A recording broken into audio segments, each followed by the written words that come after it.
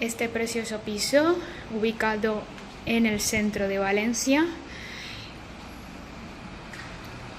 tiene unas vistas increíbles hacia el parterre y hacia la plaza de Puerta del Mar.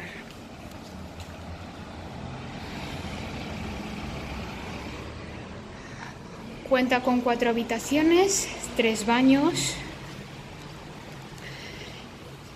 El salón comedor es muy amplio, muy luminoso.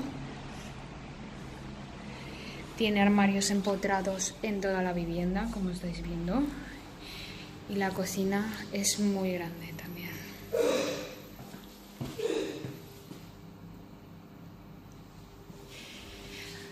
Actualmente han puesto un montacarga nuevo y han reformado todo el patio del edificio.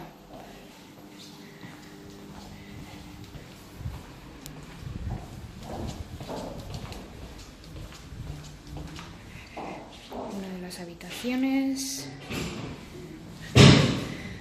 Otra habitación con baño completo.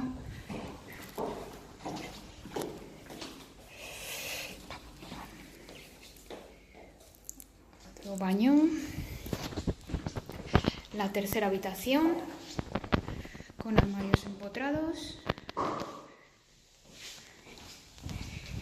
Y la habitación principal que da al patio de manzanas, pero como podéis ver entra muchísima luz y tiene un baño completo con 2 pilas y una ducha.